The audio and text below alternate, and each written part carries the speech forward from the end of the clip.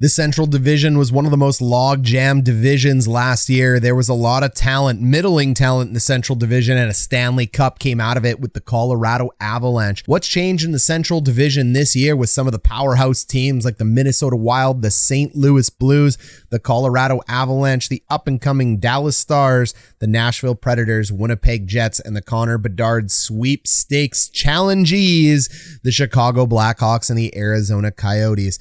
How do I think the Central Division is going to fare this year? Do we think the Colorado Avalanche may actually slip after some of their off-season losses? Who do we see challenging for the crown of the Central Division this year? Let's find that all out right now. We are going to go through and we are going to tier rank our teams here in the Central Division from who we think is the division winner to who we think can contend for that 2-3 spot, the 4-5 wild card chasers, as well as the wild card bubble and the Bedard sweepstakes. And also do not forget to like, subscribe, and join down below for the best in NHL content, as well as a giant shout out to all of our members down below on our members page that sponsor us with our lower bowl or upper bowl tier subscriptions at $1 and $5. Thank you to all of you out there for subscribing, sticking with, and staying with the best in hockey content, which is Hot Garbage Sports. Starting with the Bedard division, these are the teams looking for the lottery win and competing with our video from yesterday, which was the Seattle Kraken. We've got the Chicago Blackhawks and the Arizona Coyotes. This is shocking for Chicago. Their absolute wholesale for all of their players on their rosters left them completely depleted, yet their two biggest, most expensive assets remain on the roster along with Seth Jones. Banana sandwich, but we'll go ahead and talk about them in a minute. We also want to make mention to the Arizona Coyotes, this channel operator's favorite team. The Arizona Coyotes have been an absolute train wreck since entering the NHL. They've had very limited success. They can never find a home away from home. Why do they end up staying in the NHL? It's very simple. The market of Arizona and Phoenix is so large that the TV contract rights that end up getting sold to places like ESPN and NBC, it does matter having a team in this locale for the NHL. They will play in front of a 4,500 person arena. And as funny as that seems and hilarious as the memes that I have seen, I actually think that's going to be the coolest place to watch hockey this year. I would love to catch a game in that arena. It's actually going to remind me of a lot of the European pro teams or a really ravenous college crowd. This could actually be one of the coolest places to play hockey in the NHL for the team themselves. 4,500 fans breathing down your neck. Ticket sales be damned. Price be damned. Location be damned. Desert be damned. Terrible roster be damned. This could be a cool place to watch hockey. Now let's talk about the Arizona roster.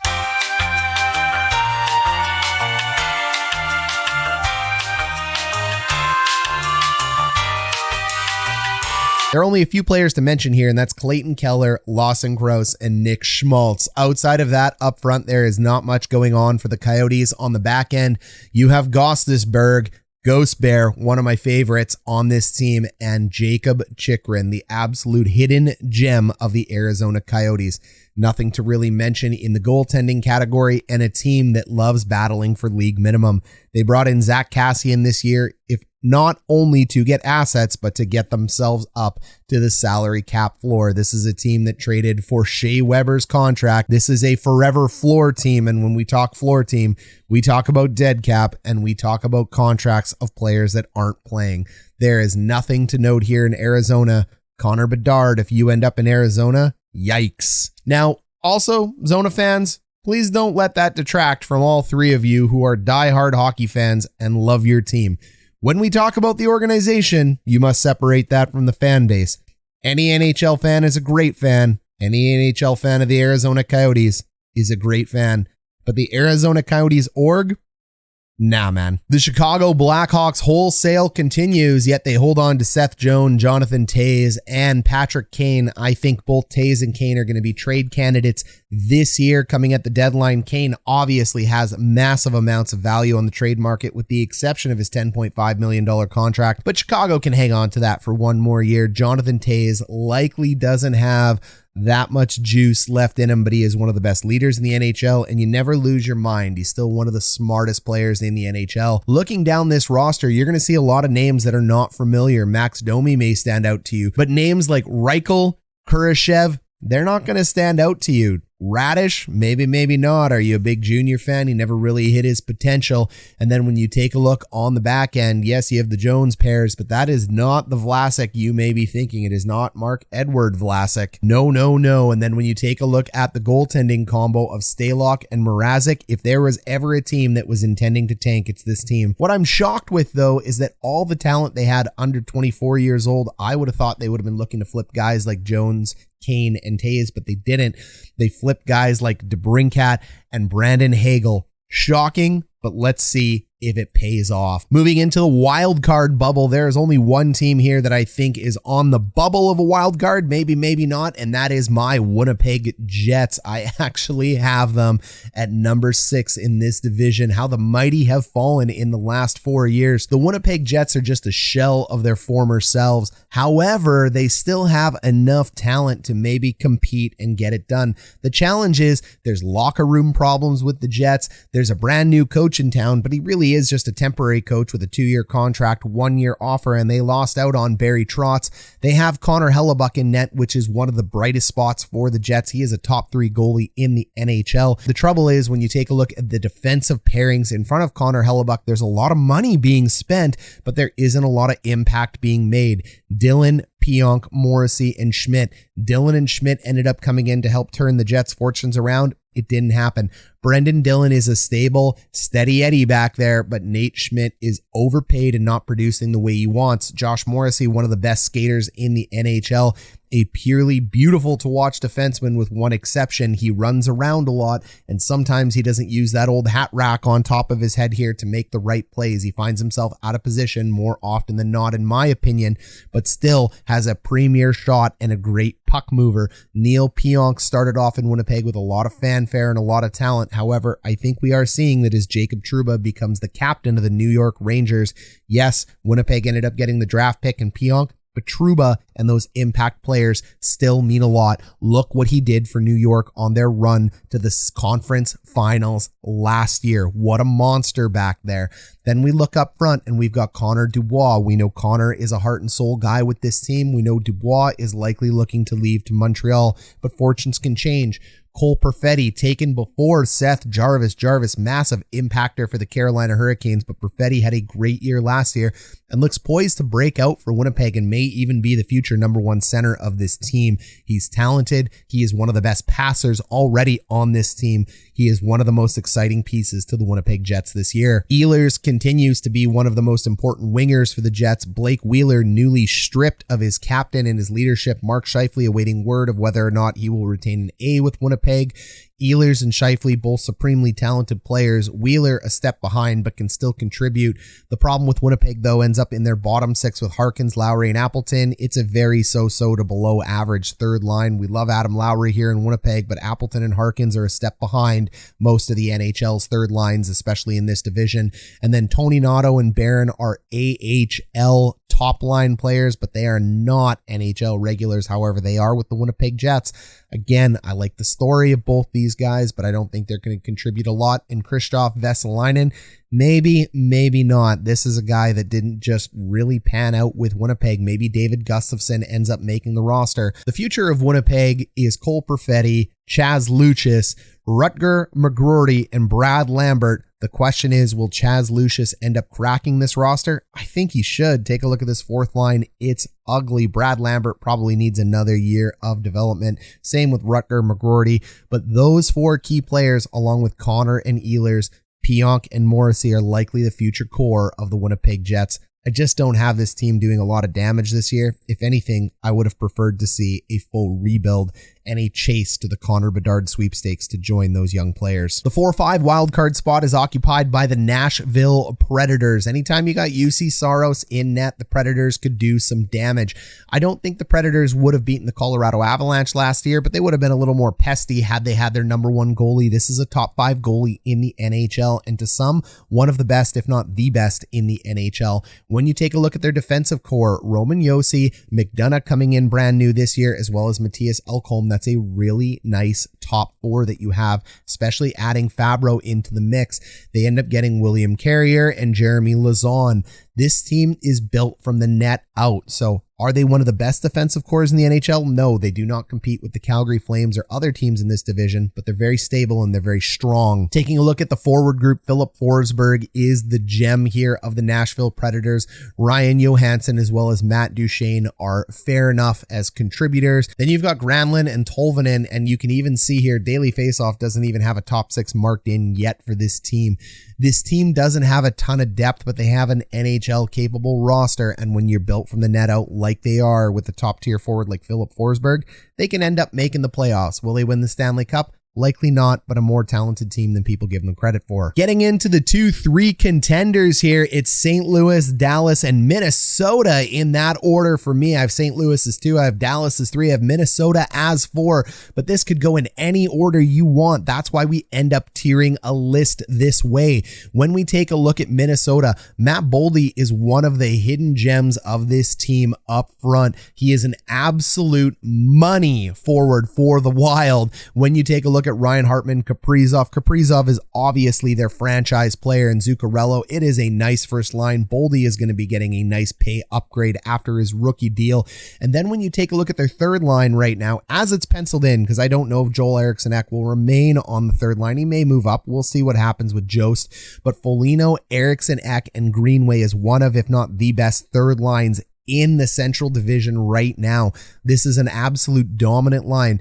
They may not have a true number 1 center in the sense of what some other teams have, such as a Nathan McKinnon, but they have enough depth they may be able to get it done. This is a team that wins games by committee up front. There really are no weak links here on this Minnesota team up front, and when you take a look at their defensemen, when you're led by Spurgeon and Brodin, this is a really nice defensive core. Middleton and Dunbar are nobody to stick your nose up at either, along with Goligoski.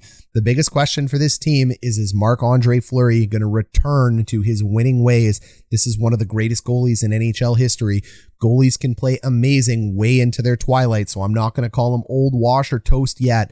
This team could do some damage. Hell, they could even win the division, but I have them at number 4. At number 3, I have the Dallas Stars. I love their first line with Robertson, Hintz, and Pavelsky. Pavelsky is having a career resurgence with the 2 young guys up front, and Jason Robertson is an absolute monster on offense and defense. When we take a look at the second line, Dallas is going to go as far as Jamie Benn and Tyler Seguin take them. If these guys can turn it around and play up to their contracts or even closer to it, this team is going to have a scary, scary top 6. I love that they brought in Marchment this year, the goal scorer down from Florida. And when we take a look at their defensemen, Sutter and Heiskanen is one of the top 10 defensemen in the world and to some top 3. Ryan Suter can still get it done. He is still an absolute animal in front of that net, and Lindell is nothing to put your nose up at either. This is a really nice top 3, but losing John Klingberg does hurt. But you've heard me say it on this channel, you only need 3 defensemen to carry you because of the way ice time is distributed. This team definitely has it. And then we can't not talk about Jake Oettinger, can we? Jake Oettinger signs that bridge deal with this team, but this could be a future top 5 goalie in the NHL if he isn't already there. This team played, let's call it a very grinded out, little bit less fan-friendly game in the playoffs last year, but they almost got it done against the Calgary Flames. I think they've done nothing but upgrade. I think their young players and their core, which is Heiskanen, Oettinger, Hintz, and Robertson, are going to end up taking another massive step forward. I have this team at number 3. Don't sleep on them. And then finally, the St. Louis Blues in at number 2. 2 newly minted contracts there for Robert Thomas and Jordan Kyrou. The core of this team is going to be led by those 2 guys, and you've got Buchnevich and Tarasenko up front as well. Thomas, Tarasenko, and Buchnevich were a really nice line last year. And when you take a look at their top 6, Brandon Saad, Ryan O'Reilly, and Jordan Kyrou, this is one of the most center-rich teams in the NHL, especially with with Schenn there on the third line. Schenn, Barbashev, maybe Brown. I don't know who's going to fill in after Schenn and Barbashev. So your bottom four is up for debate. Blues fans, you let me know down below. But the top 9 for St. Louis looks really good. This is still going to be one of the best power plays in the NHL. I expect them to have a pretty good penalty kill. The question for St. Louis is, are they going to be able to keep so many shots away from their goalie? Last year, that's the only thing that held them back. They didn't get enough shots, in my opinion, and they took too many shots. So for a team this talented, if they can go ahead and change up a couple little things here and there, this could be a team that ends up being first in this division. Yes, they could unseat the Colorado Avalanche. When you take a look at their defensive core with Krug, Falk, Scandella, Parayko, Leddy, Bortuzzo, and don't forget Brnovich, because Blues fans will never let you forget him. They have a really strong top 7 in their defensive core, so that is a pretty incredible. Ville Husso was out. He was a nice stopgap last year, but Jordan Binnington is their goalie. With the amount of money that they are paying him, what would St. Louis have done if Binnington didn't get hurt last year? Anybody's guess, but they looked damn good against the Colorado Avalanche. This team, if Binnington gets hot and stays hot, this team could unseat the Avs at the top. Finally, your division winner is of course going to be the Colorado Avalanche. This team is so loaded, and yes, they did lose some players and they do have some questions in net, but let's go ahead and talk about this roster. Nichushkin on his new deal, McKinnon and Rantanen. Rantanen, one of the best players in the NHL along with Nathan McKinnon. Having these two on your team is an absolute embarrassment of riches, and they make Valeri Nichushkin look amazing, and Nichushkin knows what to do, and that is finish and participate with this line. Nazem Kadri leaves a massive hole in the center ice position here for the Colorado Avalanche. Can Newhook step in? He's young, he's unproven, but can Newhook step in and actually be the number 2 center that they need? You do need 2 centers to carry you back to the cup. Losing Kadri is a huge hole. Arturi Letkinen only scores goals when the game's on the line or when they matter. That trade piece that they ended up getting in last year was brilliant for them. And then Gabe Landeskog, their heart and soul, their leader, is no slouch. Evan Rodriguez signing with this team is a big deal. 4th line player for the Pittsburgh Penguins, but he's got a goal scoring touch. He's going to join JT Compher and Logan O'Connor possibly on the 3rd line. I think Compher ends up in the top 9. I think Newhook ends up in the top 9. So we'll end up seeing how this center battle plays out. Avs fans, let me know down below. And there's nothing wrong with their 4th line with Cogliano, Myers, and Helm. We saw it last year. They scored big goals when it mattered. Their defense, though, is what makes all the difference. Toews and Makar, 2 top 5 defensemen in the NHL. Yes, I have Devon Toews up there. You got to go take a look at my ranking for top 30 defensemen. Devon Toews is one of the most elite players in the NHL. You can bank that one.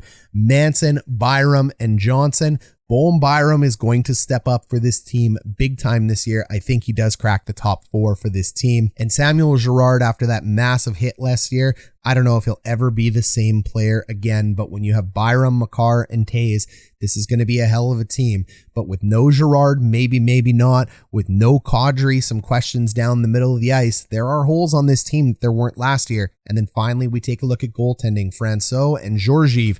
Great. Now we have 2 goalies whose names I haven't been able to pronounce for 2 years on this roster. Deal with it, Avs fans, because I like both as goaltenders. Francouz ended up doing great for Darcy Kemper last year when he was out with the eye injury. He's a fan favorite down there. And Georgiev from the New York Rangers, I have been saying now for about a year and a half that this is the most underrated backup in the NHL. He might be ready to step forward and be that starter that you need. Now, the thing with Colorado goalies, Philip Grubauer, I said he sucked. He did suck. He does suck. He's overpaid down there in Seattle. Almost won in spite of him. They end up getting Darcy Kemper, who's a pretty good goalie, but he's now off to the Washington Capitals. However, they did damage with Francouz in net. So now that you have Francouz and the possibility to let Georgiev end up developing into that number 1 goalie that we all know he can be, and he was never going to be behind Shesterkin, this team could end up finding gold and found money in these goaltenders, or it may actually end up being a weakness for them. So center ice questions, a few questions here and there about the defensemen because they went from the most embarrassingly rich defensive team to still one of the strongest in the NHL. But Samuel Girard does leave a bit of a hole for them, and goaltending could leave this team exposed. But at the end of the day, When you have one of the best players, if not the best player in the world in Cale Makar, you have a number one center in Nathan MacKinnon and a number one winger in Mikko Rantanen, you can do damage if you're this team. All right, you let me know if I got this list right, Central Division fans. Go ahead, take a look at my list from the Pacific Division at the end of this video if you haven't seen it yet. This is going to be an exciting division in hockey. There's a bit of a logjam. St. Louis, Colorado are going to provide great things. The up-and-coming Dallas Stars are a team to watch. And what will my Winnipeg Jets do is anybody's guess. All right, see you in the next one where we move to the East and talk about the Metro as well as the Atlantic.